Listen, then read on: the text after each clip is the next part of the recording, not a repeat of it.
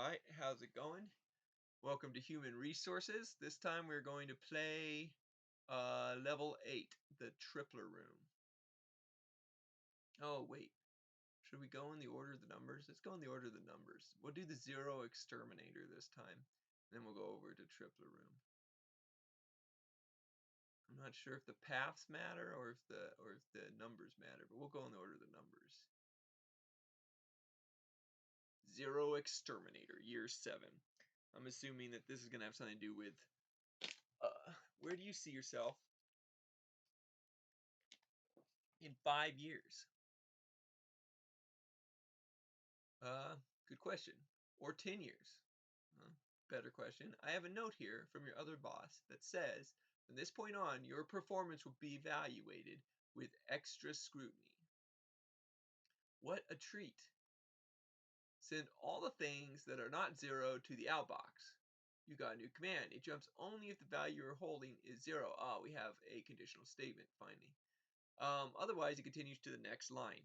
So let's see what we've got here. We've got jump if 0, jump only if you are currently holding a 0. Otherwise, continue to the next line in your program. Great. So it jumps if 0. So that means that, okay. So let's see what this guy says real quick. Tell me more. You can always ask me to show you the optimization challenges for the current assignment. And we are going to do those. That's going to be one of my goals, is to do all the optimization challenges for each level while I'm in them. Give me an example. If your inbox is that, your outbox should be just the non-zeros. So yeah, okay. And optimization challenges. Okay, so I'm just going to make it work, and then once we find an example, my method will be, once we find an example that works, it might use one of these optimization challenges. But once you find a method that works, we'll go back in and we'll adjust that method. There's some techniques for simplifying. For when you see how it works, you can kind of look to see how you can optimize it once you have a working model. So let me see here, and we'll try our best to do it as simply as possible. But I don't think it's always possible to meet both optimizations at the same time. Like, for instance, let's take this thing: 4 fewer commands, 23 fewer steps. On the servers you might not notice it, but those are kind of mutually exclusive, because basically, in order to do it in fewer commands, you're going to need to use loops. But a loop is an instruction, so it's a step.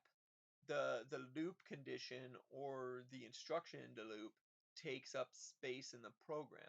So you might end up with fewer total commands, but at least one of those commands is going to be a loop of some sort. In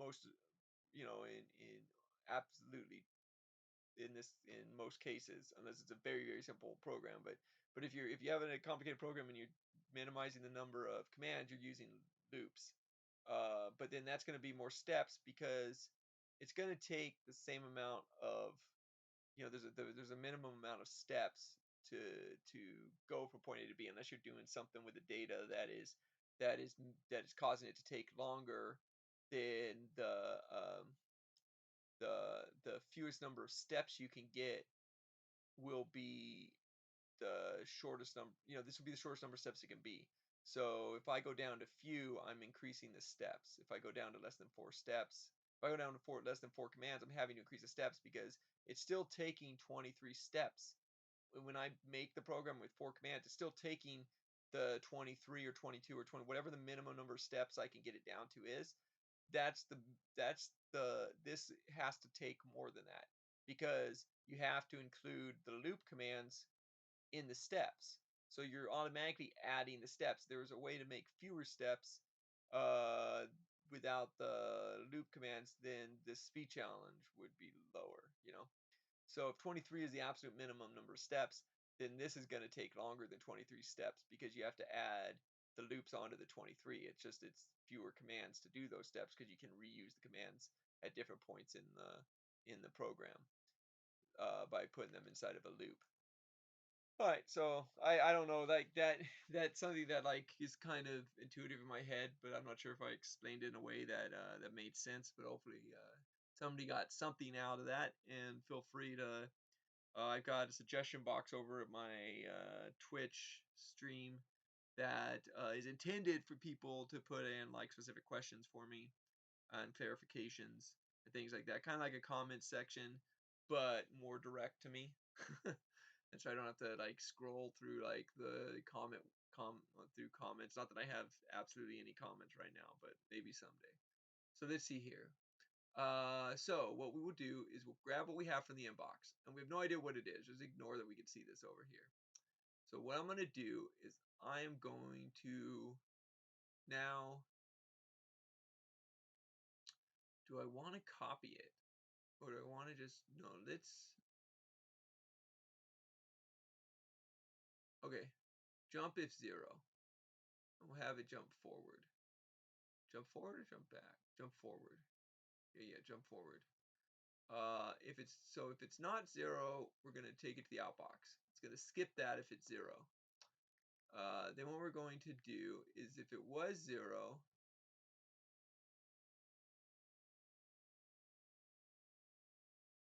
yeah.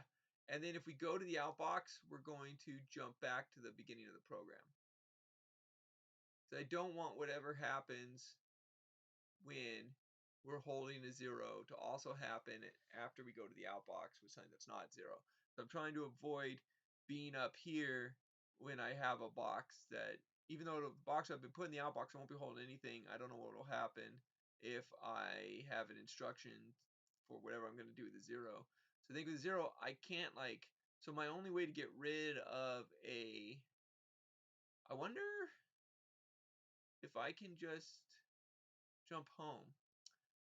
I think this is our optimization, because remember what we learned earlier, as soon as I go to the inbox, I'll just get rid of whatever I'm holding. So instead of, we have two ways to get rid of a box we're holding. We can put it in the outbox. We don't want to do that with zeros. And we can copy it to a location, but that doesn't really get rid of it, right? That just puts a copy of it. We have no reason to store a copy of it. He'll still have it in his hands. So really what's going to get rid of it is for me to go back to the inbox for something else. He's just going to throw away the 0. So basically we'll go inbox. If it's a 0, we'll go back to the inbox. And we'll just keep basically, throwing away the zeros until we find one that's not 0. And then we'll go take it to the outbox, and then we'll jump back to the beginning.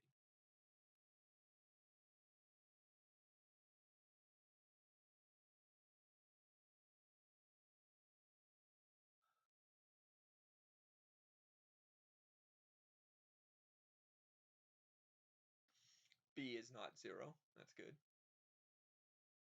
Now he just throws it over.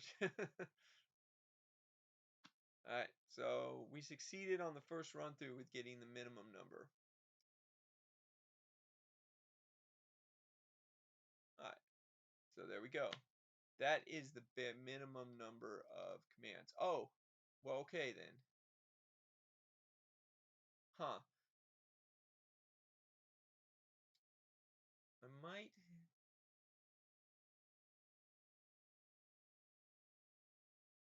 Interesting. Oh, I guess it's going to depend on how many are 0. Right? Yeah. So I guess, like I said, sometimes you can do them both. I think in general what I was saying earlier is true, but in this case, and it might be just that specific set of inputs.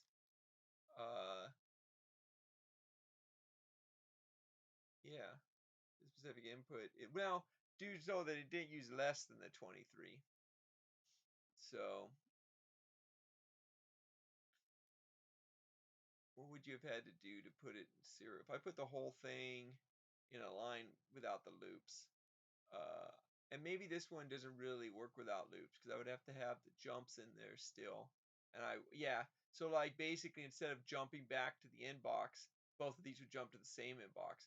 So if you look at it, if you look at this code is the same even if we put it in even if we put it if instead of, so what we would do is we would have, if 0, we would jump up to here, we'd have the next inbox instruction, and then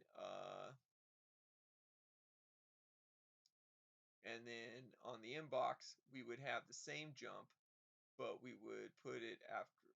Actually, we wouldn't even have the jump. And actually, I'm gonna just check this out and see if this comes out to fewer inputs. But it would have to be infinite, right? Can I copy and paste? Oh yeah, yeah. So let's do this. Let's copy, paste. No, no, no, no. Can I can't paste it onto the end of it.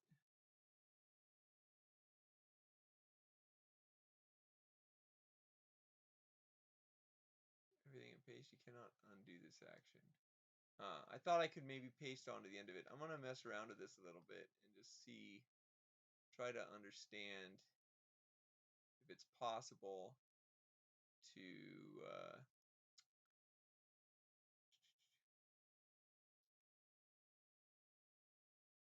but I see this would be, I wish I could just like keep extending this somehow. There's a shortcut key to do it. Because this is not a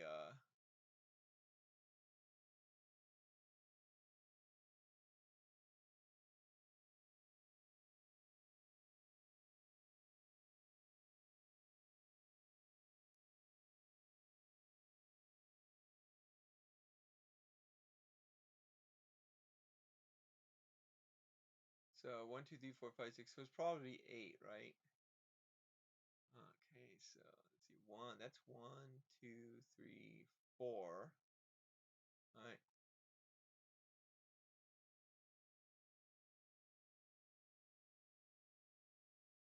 Because normally this is how I would arrive at the fewest steps. Would be by like basically removing the extra loop. So this should be, I think, less steps than the other than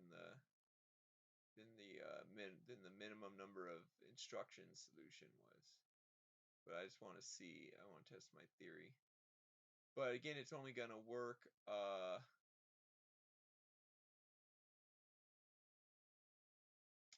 It's only going to work for a specific number.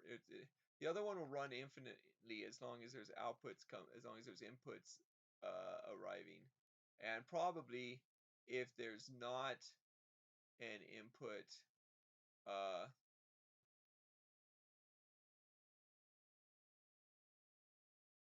and probably if there's not an input available, he'll just stand there waiting for an input.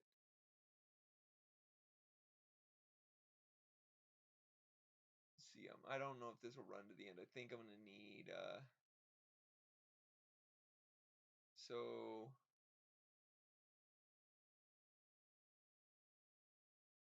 I need two more loops. So I need two more inboxes.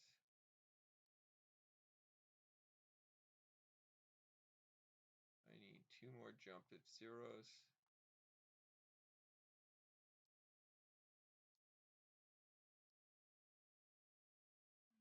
Need outboxes. All right, let's run it. Now, if there is a variable number of inputs, then this won't work, and this isn't. I just want to test my theory. Make sure it wasn't just making stuff up. All right.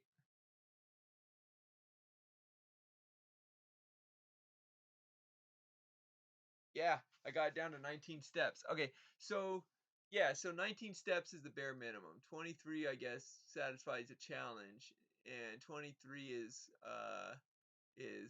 I think they just did that just to show you. But here, so I actually improved on the speed challenge. So yeah, so in general, that's how I'm gonna try to approach these, is try to get it done once in just like the most obvious way that I can figure out at the time. And then for the size challenge, we're going to use loops as much as possible. Try to figure out all the areas where we can basically consolidate instructions and use the same instruction, over and over again, rather than have it written down separate times in the code. And then for the speed challenge, just going as fast as possible, we'll strip out all the loops and we'll just put it just the straight steps, one after the other, because it's going to take that you're going to have to pick up each input, and you're going to have to throw away the zeros, and you're going to have to take so you're going to need the conditional check. You're going to need to and you're going to need to take the regular one to the outbox, and you can throw away the zeros just by going to the next box. So you need at least those 3 steps per loop. And then that's the 3 steps is the loop, is the inbox, condition, and then outbox. And then you go back to the inbox, and those are the 3 steps, and the 4th step is the loop back after is the loop back from the outbox. So uh that's how you got 4 steps, and then they just set the challenge so that if you got the 4 steps, you also got the challenge. But here I've taken it down and I've beaten the challenge by 4. I'm not sure that you can always do that. I think sometimes the challenge is the actual smallest. So anyway, thanks for watching. Please like and subscribe. I might not get through comments or get to comments if you leave a comment, although I don't have that many right now. But I have on my Twitch stream a suggestion box that I'm using for people to ask me questions or suggest games to play. And try to play coding games like this. I got a Final Fantasy playthrough with White Mages that I have not abandoned, that I'm going to play through the original Final Fantasy. I've got the Pixel collection on the Switch. I'm gonna play that all the way through with White Mages because I think that might be fun. Yeah, and I might play I have all 6 of them, so I might play through the whole Final Fantasy series at one point. And then I played the Turing Quest, and check out my videos on the Witness. I played through the whole Witness and got everything. But I still have some environmental puzzles to find on the Witness. But it was a lot of just like walking around and looking at scenery from different angles. So I took a break from it, and I'll go back to it fresh, and maybe do like a systematic sweep of the island for stuff when I have some free time for it, maybe after the semester. Thanks for watching.